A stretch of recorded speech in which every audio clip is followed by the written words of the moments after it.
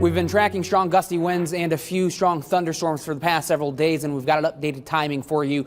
It now looks like it's going to be overnight tonight into very early tomorrow morning. We're talking anywhere between 2 a.m. and 6 a.m. here in Summit City.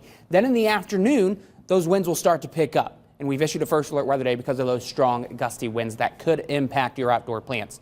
Let's talk about the severe weather risk first. A level 4 out of 5, this area in red, a large area of the central portion of the United States is under the gun tonight.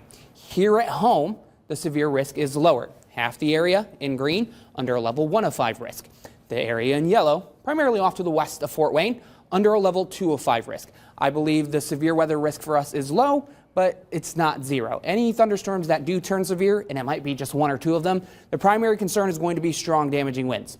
The tornado risk is very low, but it's not zero, so we want to keep that in mind. So make sure that you're prepared before you head to bed tonight. Make sure you have the 21Alive First Alert Weather app downloaded on your phone and have your phone sound on tonight. That way you can receive emergency alerts. And if you have a weather radio, make sure it's on, make sure it's able to alert you. Social media is not a good form to receive weather alerts if you need them, so just keep that in mind. First Alert Future Track showing until then, nice and dry. So if you have Friday night plans, they're going to be good to go. Then you can see around 2 a.m., we're seeing those rain showers and thunderstorms pop up on the Indiana-Illinois border. As this line moves off to the east, it is expected to weaken. That's why I believe the severe risk is low, but it's not necessarily zero, because we do have 1 or 2 areas that look to be a little bit on the stronger side.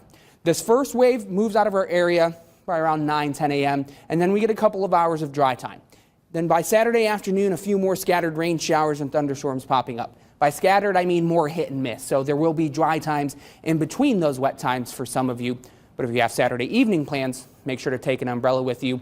And those rain showers are going to continue into Sunday morning.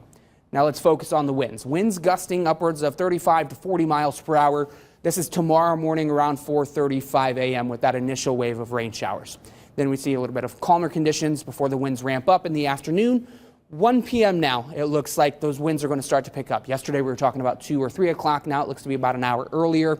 But still, those wind gusts expected to be 40 to 50 miles per hour, really not calming down until Saturday night. So how could the winds impact you? Well, strong winds could knock over tents that are set up, any unsecured objects, and it could force any outdoor plans inside. So especially those activities surrounding St. Patrick's Day.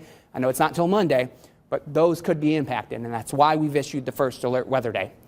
Full look at your 7-day forecast shows warming conditions as we get to next week. We drop down to 45 degrees on Sunday. Yes, that is not warm, but that's right where we're supposed to be for this time of year. And then we've got 50s for St. Patrick's Day Monday, and mid-60s return on Tuesday and Wednesday. Okay, thank you.